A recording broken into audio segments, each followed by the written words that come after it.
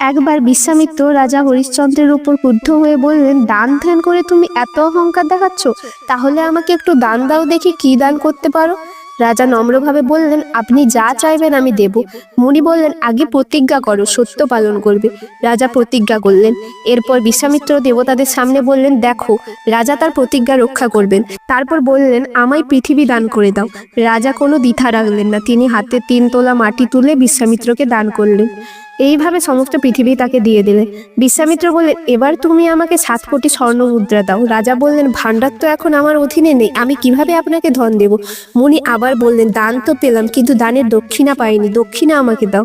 রাজা বিনীতভাবে উত্তর দিলেন, দয়া করে দক্ষিণাকে ছোট করবেন না, আপনাকে 7 কোটি স্বর্ণই আমি দক্ষিণা হিসেবে দেব। বাধ্য হয়ে তিনি প্রথমে 4 কোটি স্বর্ণের বিনিময়ে নিজের স্ত্রী ও পুত্রকে একজন ব্রাহ্মণের কাছে বিক্রি করলেন। শেষ উপায় হিসেবে হরিশ্চন্দ্র নিজেকেও বিক্রি করলেন বাকি 3 কোটি স্বর্ণমুদ্রা পূরণের উদ্দেশ্যে। তাকে কিনলেন চণ্ডাল রাজা। রাজা 7 কোটি স্বর্ণমুদ্রা দক্ষিণা সম্পন্ন হলো। এদিকে যিনি তাকে কিনেছিলেন তিনি তাকে কাশীর শ্মশানে দেহদায়ের কর আদায়ের কাজ দিলেন।